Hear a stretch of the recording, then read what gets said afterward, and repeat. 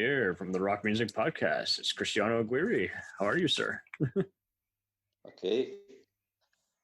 Okay, so we decided, we're both fans of big, heavy 80s rock and metal bands. So it's like, how about we take on Living Colour, which was formed by Corey Glover and Vernon Reid. How influential they were. Yes. So that's a band I really like it so much because that was one of the first rock bands I met when I was a kid. So I can say they have a big influence in my rock.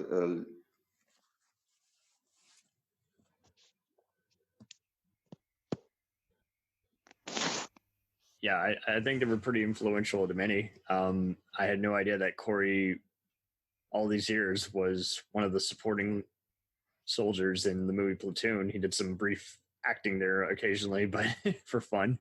But yeah, I think All Music summed it up pretty good. They unite classic rock in the tradition of Jimi Hendrix while inserting punk and flavor and the spirit of R&B and jazz. And it's like, yeah, because if you heard him from afar, you could have sworn it was someone like maybe a Stevie Ray Vaughan kind of band. And then it's like you start listening in closer. It's like, yeah, there's some other pop and not rap, but definitely R&B. And it's just wild how you listen to some of their songs and it's like they're sampling, actual speeches by politicians and other big political and social figures. So it's like it is a pretty influential band, that's for sure. Yeah, I agree. Beginning with the biggest music of them that I think Cult of Personality that won a Grammy Award for the best hard rock performance. This song is really remarkable for me because not for just the band, but also for us because it comes from a psychological phenomenon called a cult of personality or a cult of leader. This means a result of an effort which is made to create idealized and heroic image of a leader by a government, often through unquestioning flattering praise.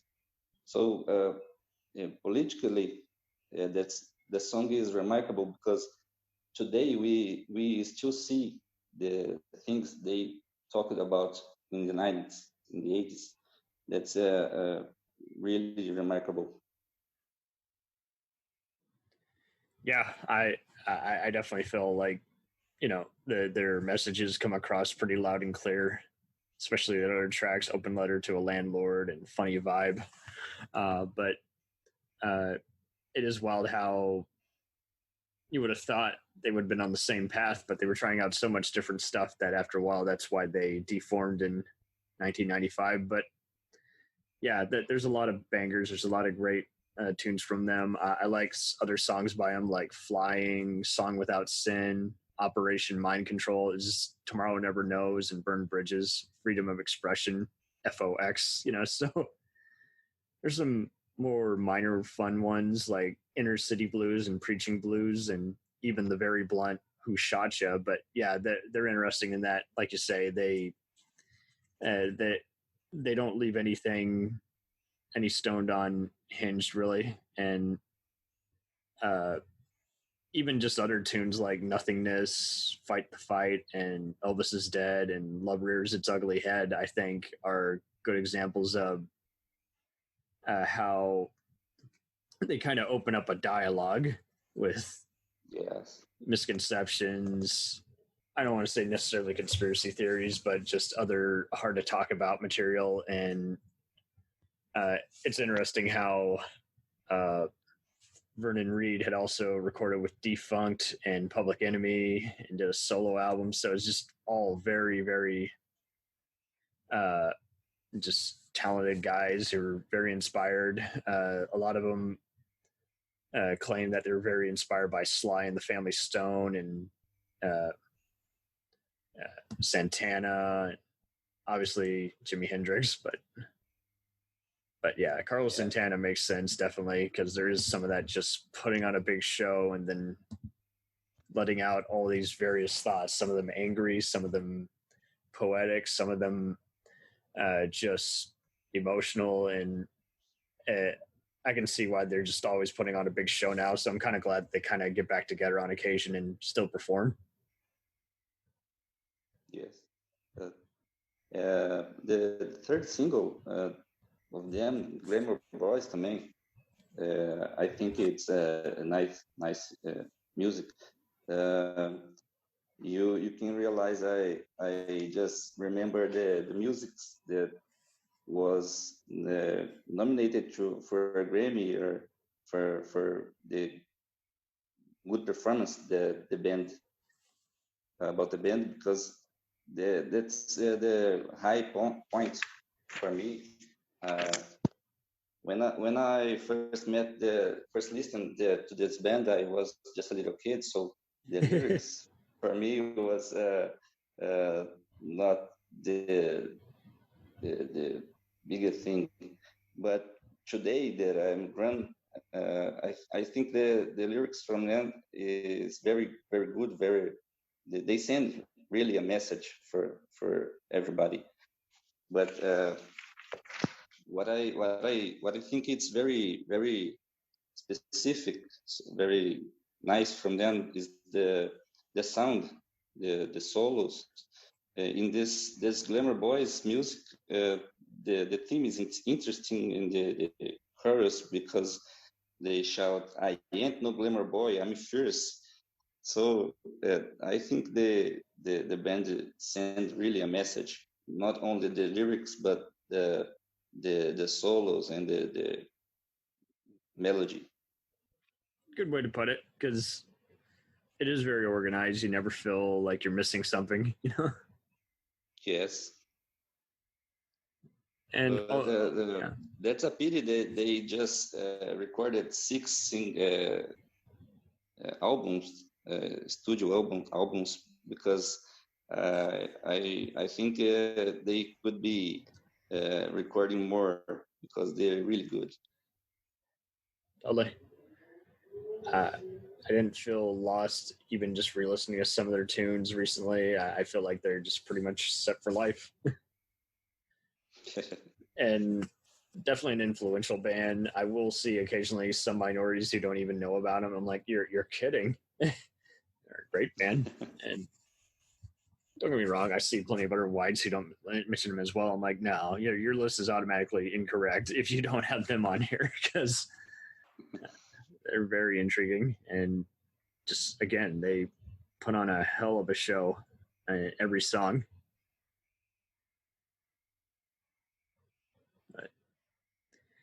Have you ever been tempted to see them in person again? Yeah. Did you ever see a show in person of them? I never did. I never get to. No, I have yet to, but if I ever see them come back around, that would be a delight. I would definitely make time for it. Since here in Brazil, it's a big difficulty for me to see these bands alive, because even this Living Colour, I don't know if they already came here to Brazil, but the price is very expensive. How I imagine. I live in a small city here in Minas Gerais, so the biggest bands always goes to São Paulo, Rio de Janeiro. So when I'm far from these places, it's very hard for me to get there at first. But when you talk about the price of the shows, it's more difficult. But I wish I could go to one of these shows. Yeah, And it was cool that some of their music got to even be played in some big movies, including the 1993 thriller Judgment Night. But yeah, I mean, they even had an experimental album, which I'm not sure if I heard. I probably did, but that was back around '03, and then in '06 they did their best of, and it's just interesting how they maintained a pretty low profile, and then it was back around 2014 that they started getting back together, doing some more musical projects and touring again. So kudos to them, because there's so many others who, become notorious for either being unpleasant or, they don't want to get back together. They're just their personalities evolved. In this case, the cult of personality is like they understood each other, but then when it was time, it was time. So, but it was interesting how, they just kind of kept it going for a good while, and then, even though one of their albums, I think it was Stain, back in '93, it didn't sell as well, but it still had lots of airplay and acclaim. So, again, kudos to them, because there's just so many others who they just can't keep it going. And I'm glad they were able to, they're still playing and still pretty influential. Yes, this album you mentioned, Stain, I think it's very remarkable too, because they sing a kind of funk metal, like a different kind of music. They realize they can, I think, do better, even better than they had been before, because the first single they released, "Leave It Alone," in 1993. I think it's a change. I don't know if you mean what I can say, because I noticed a difference between the albums they released before they split out and after they come together again. But I think if they could mix the music, the kind of music, I think they can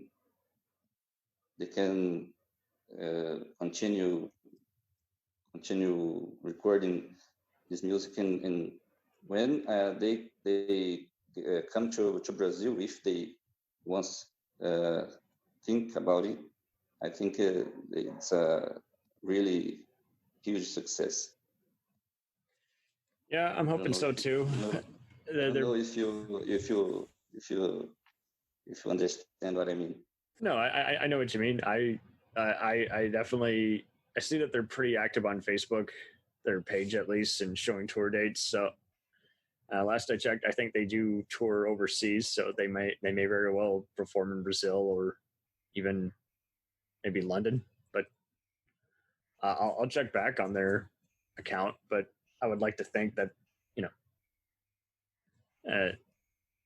there's many bands that will tour, and I think I don't think they would put it out of the equation. I think they would definitely be interested in doing something like that. So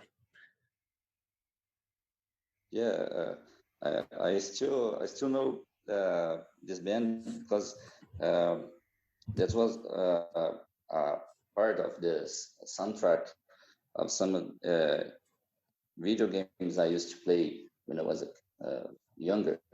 Then the first song I ever heard about this band it was Code of Personality, because I used to play Grand Theft Auto, and their song was there. But this band is very special because my father used to listen only to samba, and he would like to me to listen to this just like him. But this band was one of the first bands I ever listened to, and especially this band was responsible for me to meet heavy metal and rock and roll. And I think it's very important because I don't know if samba is very good to hear. I think I'm Brazilian, but I don't like it very much. And my father was disappointed. My mother didn't like heavy metal. She told me to not to listen this because it wasn't it's not good to the kids. It's a bad influence.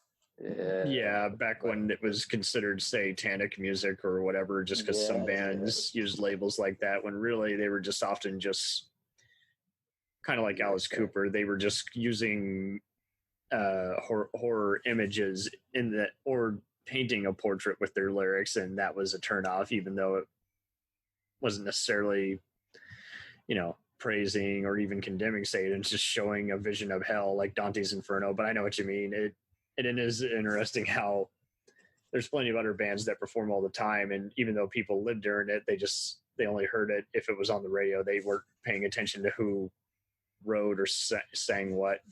But yeah, that's cool that they were on a video game and had some other big public appearances and albums that they were featured on.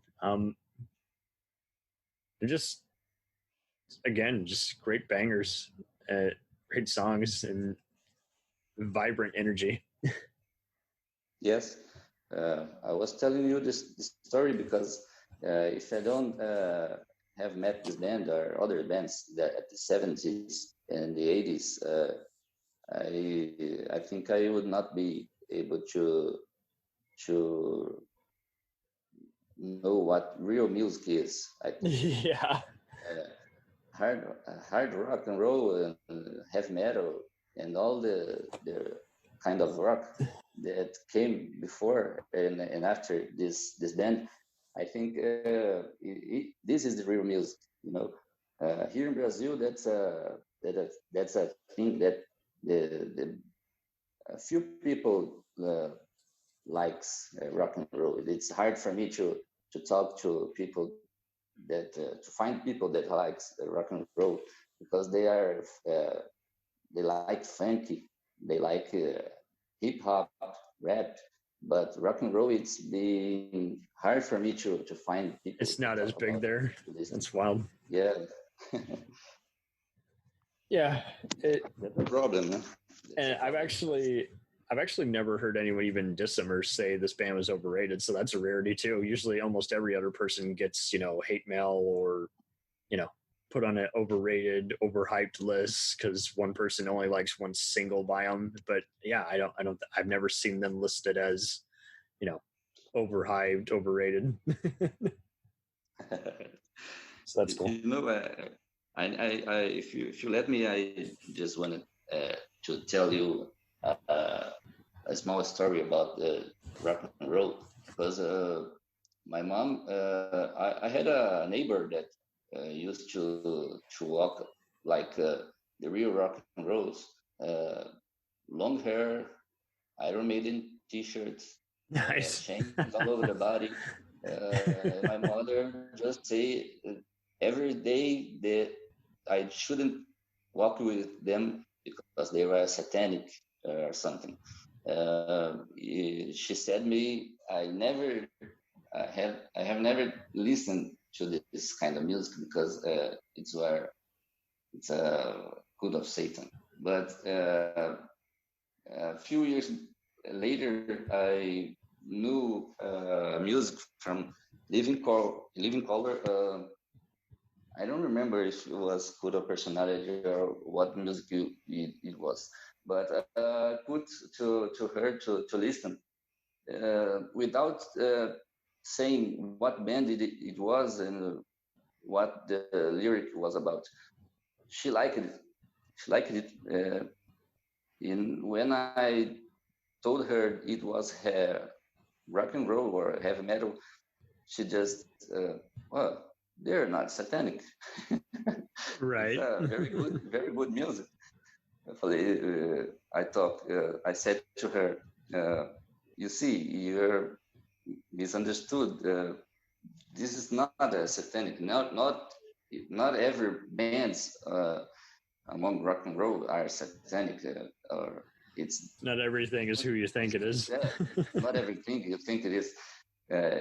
So from this day to now, she never told me anymore anything about rock and roll. I can listen. I can dress like rock and roll T-shirts. She never said anything to me anymore.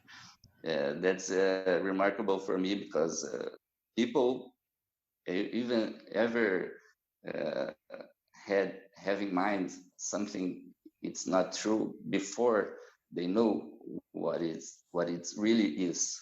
They like to have the media detail it for them, even if they're not familiar with this thing, or they still is like, you got to do some review and actually see it, to review it in line with what other people are saying. That's true. But yeah, research, what's that?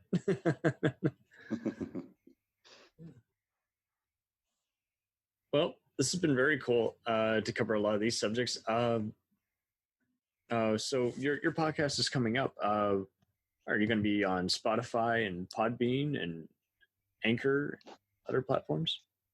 Yeah, I think I'll begin with Spotify, because here in Brazil, the Spotify and I think Apple, it's the more heard platforms. But my intention is to improve my English, to record something in English too, because I think America has a great public to talk about rock and roll, and here in Brazil I will have this difficulty. But I will start with Spotify, maybe other streamings too. Okay, very, very, very cool. Thank you ever so much for being on here. Okay, thank you. Absolutely. We'll return after these messages. Do you ever find yourself thinking about who would win in a fight between Goku and Superman? Hi, I'm James Gavsey, and on the Who Would Win show, me and my co-host Ray ignore anything important happening in the outside world and debate fictional battles between characters from comics, movies, and video games. We got a new show every week, and almost always am I the winner. Yeah, not true, Ray. In the past, we've discussed such matches as Captain America versus Darth Vader, Solid Snake versus the Iron Giant, classic matchups like RoboCop versus Terminator, and even the Muppets versus Sesame Street. That one was crazy. So if you're a fan of geek culture and love a spirited debate, check out the Who Would Win show wherever you get your podcasts, or check us out at whowouldwinshow.com.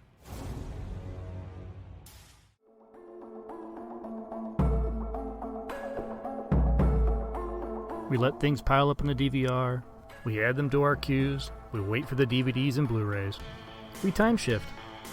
The Time Shifters Podcast. Sci-fi, horror, fantasy, superheroes, comedy, action, film, television, maybe some not-so-current events. Find us on iTunes or at timeshifterspodcast.com. Cool thing about Blind Knowledge is we are in multiple countries. We are worldwide all across the globe. We are in the US, we are in the UK, we are in Canada, Germany, India, Japan. We're in Australia, y'all. BlindKnowledge.com. Now back to the feature presentation.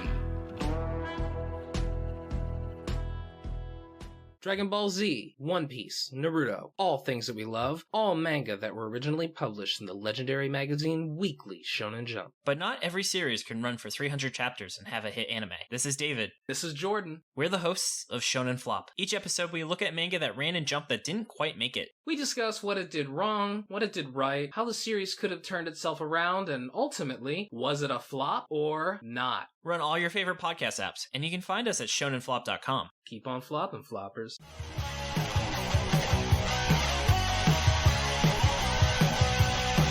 Follow us on the web on Facebook, Twitter, and Instagram The podcast is available on Podbean, Spotify, iHeartRadio, Anchor, Apple, and anywhere else podcasts are available. Feel free to review our show and leave comments on any of those sites. Thanks a million for listening. It's a jacked up